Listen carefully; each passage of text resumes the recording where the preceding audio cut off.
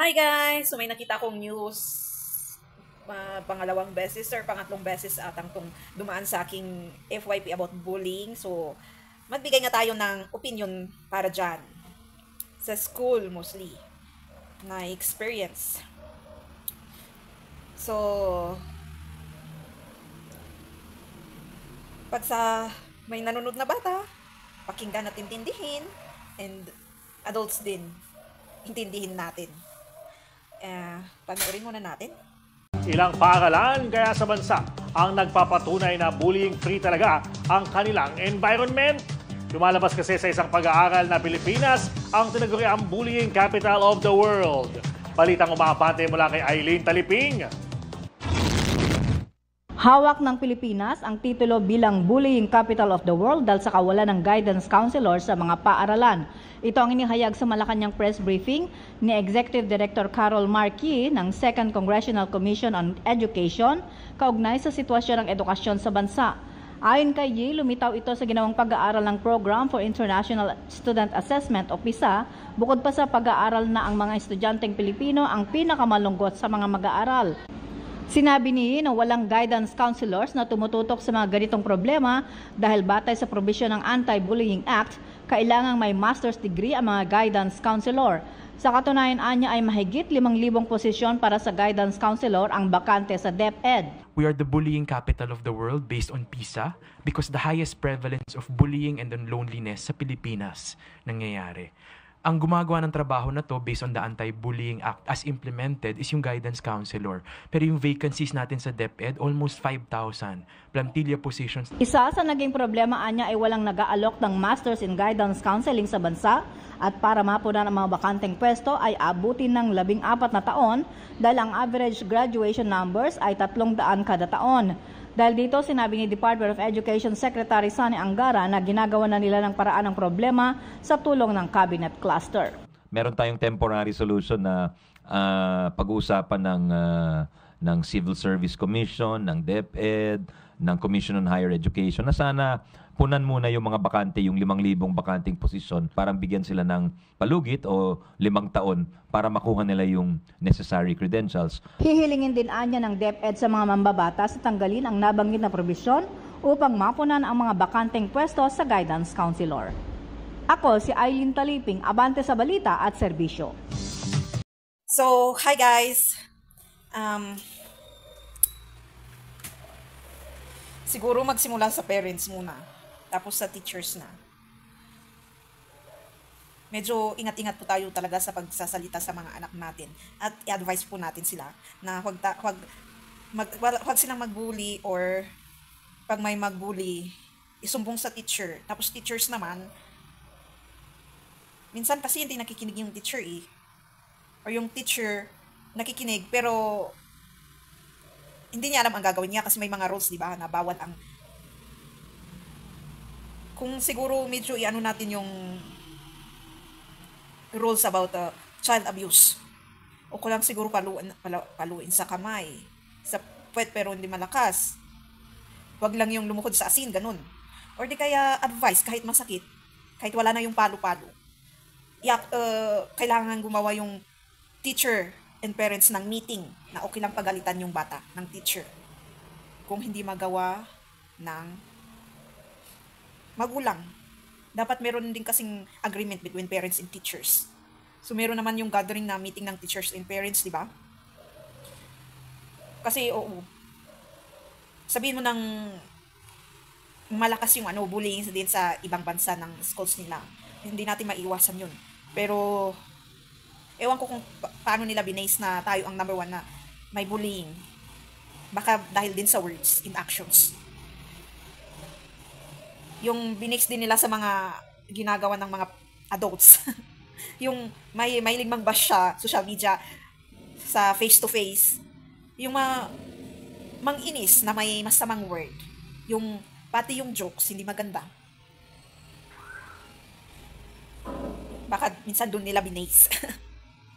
Kaya, napunta sa parang hindi nila alam gagawin. Kaya, oo nga, dito na lang natin para makita ng tao yung problema sa school. Kasi sa school din naman mismo, kaysa lahat ibibigay nila sa blame sa organization. Reality po. Kahit innocent sila. Kasi minsan kung anong nakikita ng bata sa loob ng bahay, yun din po ang ginagawa niya sa ano. Pag na-oppress siya at hindi sa loob ng bahay, pag may freedom siya sa school, doon niya gagawin. Minsan yun ang dahilan ng, di ba, bullying. Yung walang nakikinig sa'yo sa loob ng bahay. Yung etsapuera ka, yung gustong-gusto mo ng attention. Pero hindi mabigay sa loob ng bahay kahit mababait yung parents or yung mga siblings. Dahil sa busy or walang time sa ganun na openness. Or minsan, naturally, ganun talaga yung bata kahit mabait ang lahat sa kanya. May ganun talaga na natural na pasaway na bata eh. Kahit tinuturuan mo ng mabuti.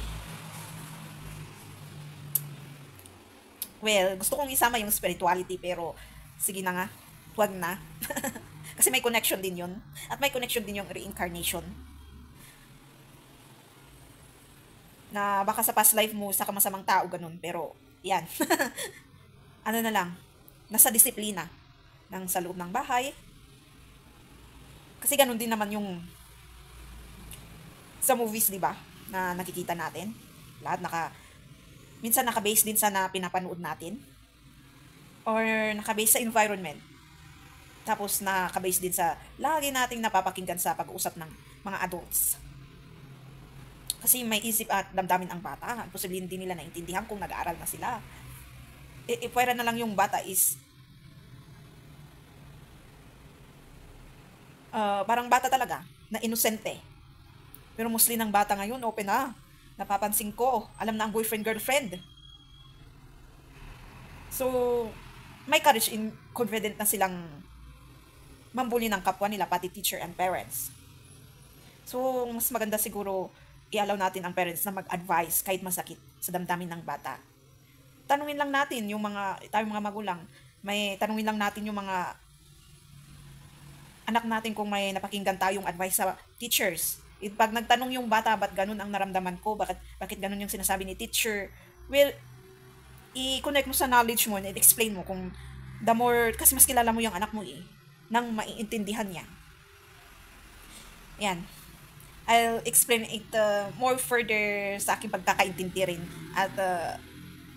at least experience na rin at nakikitang observation. Kasi I know and I think not enough.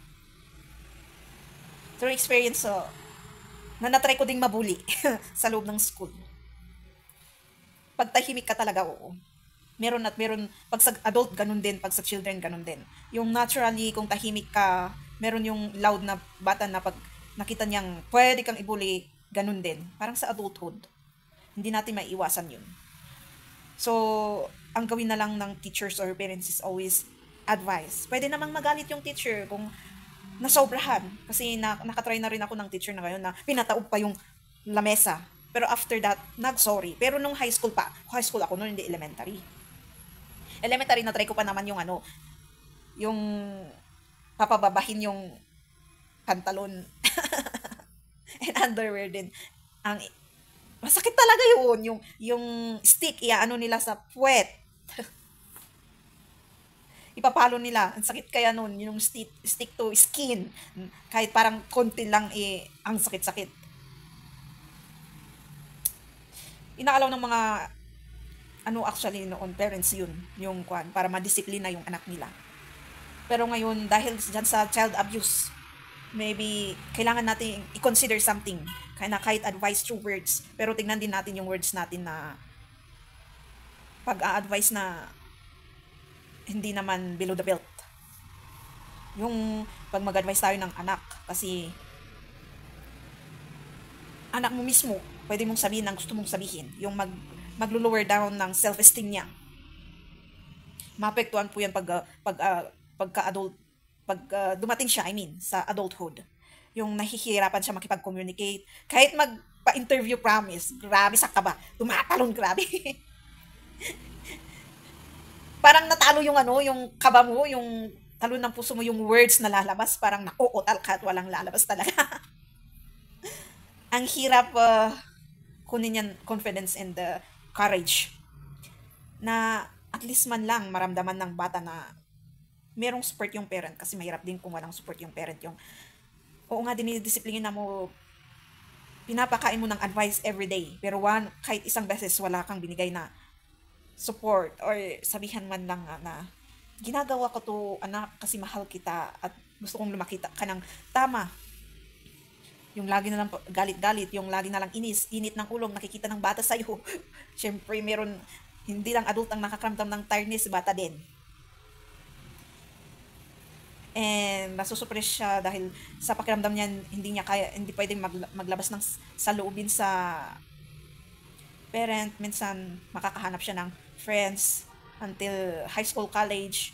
Sabihin mo na high school pa, tapos nawala sa landas, na nagiinom dyan, nagda-drugs, etc. Hindi mo na alam ang gagawin mo. Baka kulang po sa ganun yung support at intindi.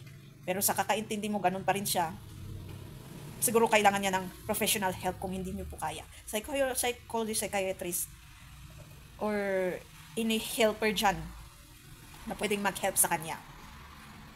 Ibinigay mo na nga yung advice na makakaya mo, help pa. So, madami magkakaibang klaseng bata. So,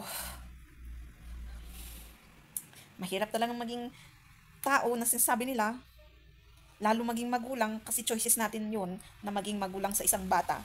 Kailangan natin panindigan. Kasi choices natin yun, walang may kasalanan kundi tayong nag-stand doon na gumawa ng sariling pamilya. And tayo din nag-stand na maging isang teacher. And isang maging tao para isang maging community. Kasi third teacher tayo, di ba? Tayo na mga tao sa labas. So, kailangan natin intindihin ng isa't isa, disiplinahin ng isa't isa, magbigay ng advice isa't isa, motivation ng isa't isa, respect, love, not hate and anger.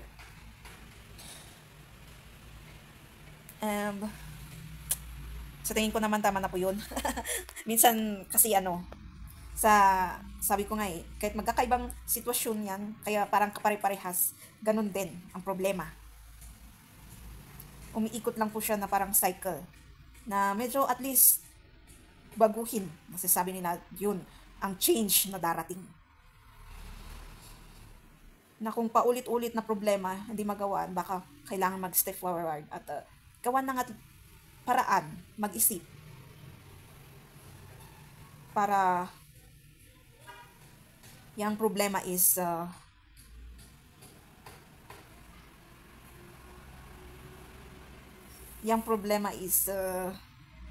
at least mabawasan. But let's not forget to na ang ano ng kwano, may nga ang lalim, ang laking hugot. Kasi hindi natin maiwasan yung bullying talaga. It's a way of our growth. Let's always accept na it's a way of growth. Para lalo tayong lumakas dito. At hindi tayo laging kabahan at matakot na makaranas ng masama sa ibang tao, na laging iiwas sa problema. Kundi tara, sugod na lang. As isang warrior. Nadagdag ko siya dito sa aking video. Si VP Sara, sa akin lang pong karanasan, ang kauna-unahang Vice Presidente na dumadaan sa gantong uri ng pagkilatis ng Kamara. Kasi po, in deference doon sa posisyon, sa lahat po ng aking na-cover at nakilalang mga Vice Presidente, token hearing lang yan eh. Minsan nga po matagal na yung 30 minutes, 15 minutes. Opo, yan ay agad pong pinalulusot para ho nung unang hearing, di ba? So, nalala nyo ba yung smear campaign? Isang part ng pangguguli or persecution, actually. So, ganun talaga ata yung process. Dalawang klase na makakaranas ng smear campaign. Consequences or bullying. Consequences, sorry to say this one, kasi very sharp ang pagsasalita ng ating past president. Reality, kung medyo nasasaktan po tayo kasi mahal po natin ang ating past president, reality po. Magaling po siyang magsalita ng masasakit. Isang klase ng smear, yun yung klase ng smear campaign. Parang bumaliktad pumunta sa mga anak niya, nararanasan ni Vice President ngayon at Mayor Baste. Kung magkapatid ba sila? Duterte. Kasi may mga dumadaan din na sa FYP kung ganun. So, every person experienced that one. So, kung hindi mo... Parang smear campaign din yung bullying na action and thinking ng isang tao. Kung hindi mo siya kayang labanan or hindi mo siya nalabanan, hahantong ka talaga sa minsan yun yung mental health problem or pakiramdam na bakit laging ganun ang ginagawa nila sa akin. Nang walang dahilan minsan. Minsan may dahilan. Ako being honest, my parents is the consequences of my grandfathers. Alam ko may part din aking grandmothers, and ancestors. And me and my sibling is a consequences of their sins, my parents. Kasi inopen up ko naman na ang mother ko is a victim of sexual assault. They are actually kids there. Yes, they know one another. They are friends. Pero yung part na kahit may usapan kayo na magkakaibigan na magkita dito sa lugar na to, kasi uso noon yung letter na pasa-pasa wala kasing cellphone.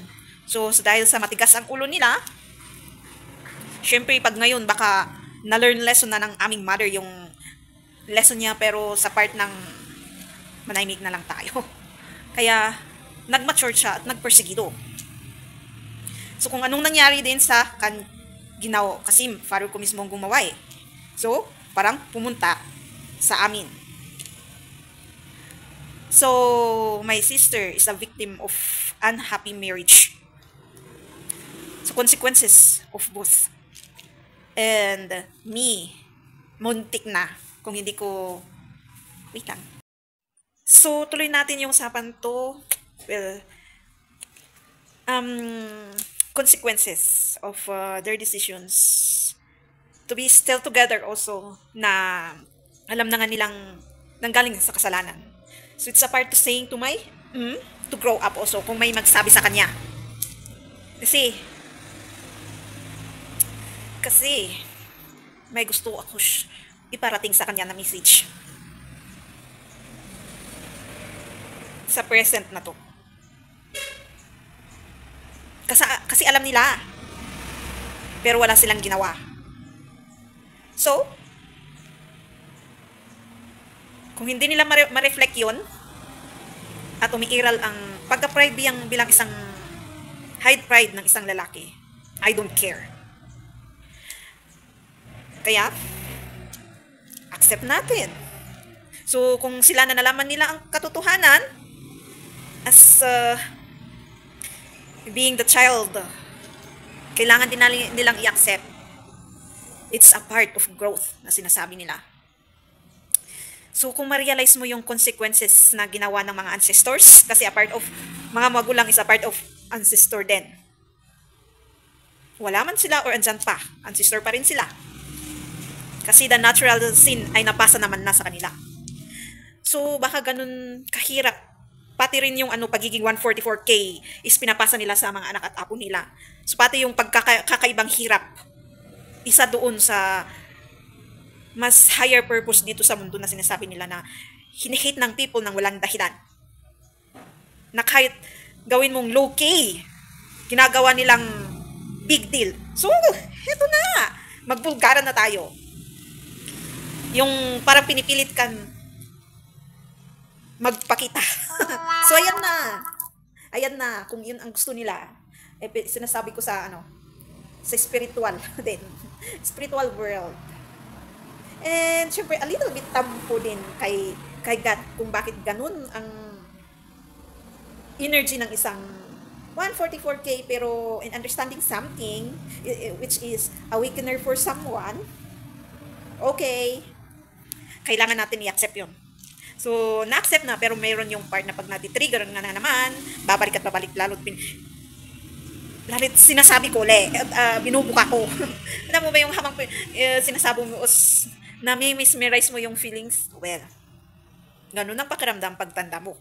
Kung hindi mo in-accept or give yung sarili mo pati yung experiences mo, and pains and traumas mo. Except sa malignant, iwan ko kung at least may isang gumawang mag-forward at i-accept na isa siyang ganun, malignant, which is wicked, yung masasamang tao, na na-oppress nila na yung mga ibang tao. Sabihin ko ng 50-50 ako. Kasi may between my father and mother. So, minsan, yung covert, may part na may konti siyang malignant, pero mas malakas yung covert. Tapos, minsan, pag sumalignant, narcissist, mas malakas yung malignant, tapos may konti lang na covert. So, sabihin na lang natin narcissist or toxic or karmic, being karmic. Pero, ayaw ko din yung pakinggan yung about narcissist. Kasi may tendency tayong lahat. Kasi parang yung iba is dinideny nila na hindi sila isang narcissist. OMG, how come? Lahat tayo may ganun. So, kung nag-heal ka, it's up to you na kasi mag-go forward ka pa lang sa language namin kanay mag-go forward ka pa lang, ayan. Uli sa buhay mo after healing. Kaya andun ka na naman sa patient control and balance. And yun, pagiging pakikipaglaban sa kanino man dyan, spiritual or physical, na darating sa'yo na test para hindi maging matulog, ano ba yan? Hindi matulog uli. Ano ba yan? Yan. So, acceptance talaga ganun. So, yan. So, naintindihan nyo na kung ano yung karma na sinasabi nila na pinapasa kung hindi silang makakaranas? Anak? Apo? Ginawa na nga ng lolo. Ginawa na nga lang ng ano ba yan? Ewan pa natin kung sa part ng IOMG. Yeah. Sa part ng parents ng father, din sa part ng parents ng, tapos yung mga parents ng lulus sa tuhod, etc. Parang kasi yung isip ko noon, laro-laro parang ganun. Ay, mga bata ngayon, alam na nga ang tama mali Pero tinuturo na nga sa school So, desisyon kahit pinilit ng parents na nagsama sila or hindi man pinilit, ginusto nila din yun, desisyon nila. Dapat panindigan nila yung kung galing kayo sa ganun. At panindigan nyo kasi kung magkaroon kayo ng anak nyo, mahalin nyo din, wala silang kasalanan. Kasi minsan mapaparamdam sa'yo na lalo sa pag hindi natin maiwasan yung galing ka talaga sa magulo na pamilya and hindi ka rin accepted na manugang mo ganun or daming scenario dyan, magkakaiba tayo ng may accepted yung part, isa accepted, both accepted, pero sa loob ng tahanan within your partner is magulo. Ayan. Kaya lahat tayo nakakaranas ng narcissistic abuse from someone. Imposible naman. And tayo din nakakabigay ng narcissistic entertainment or personality characteristic or manners to someone. Sila nakakapagbigay, tayo din. So, kaya laging sinasabi din sa Bible or any preachers there, pastors, priests, na laging isama si God sa ating buhay. I-accept bakit na-crucify si Jesus Christ sa cross. And pumunta dito sa mundo para iligtas tayo. And I think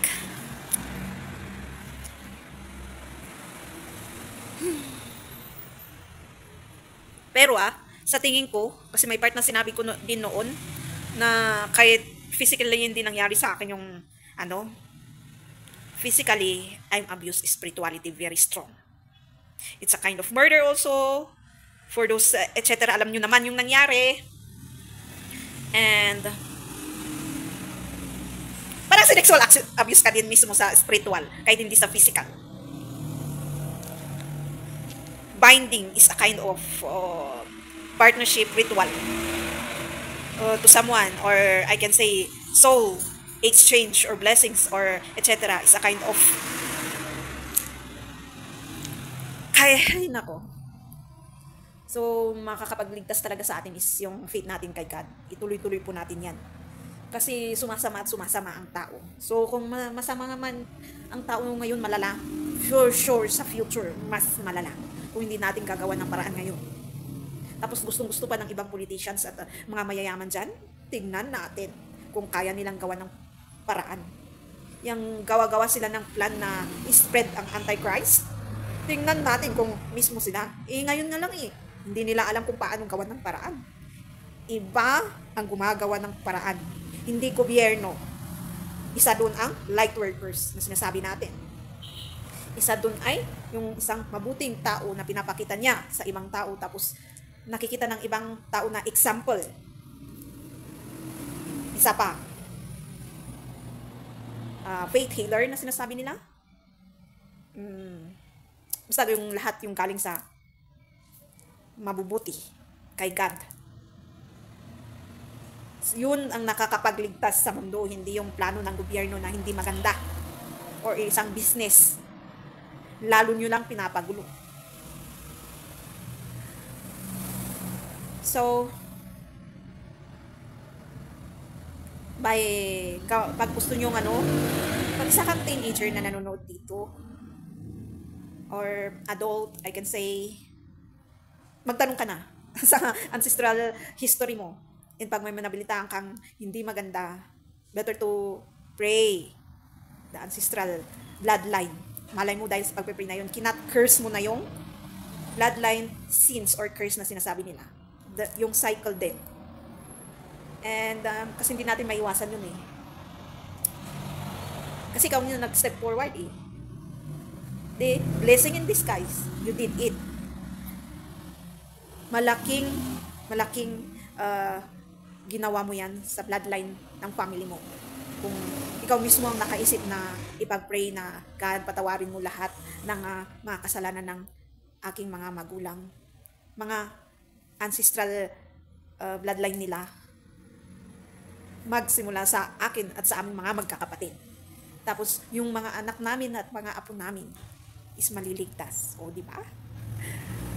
So, mahaba na naman to Sige, next time ulit. Thank you for watching. Don't forget to subscribe, click the notification, comment if you want, share sa my next videos.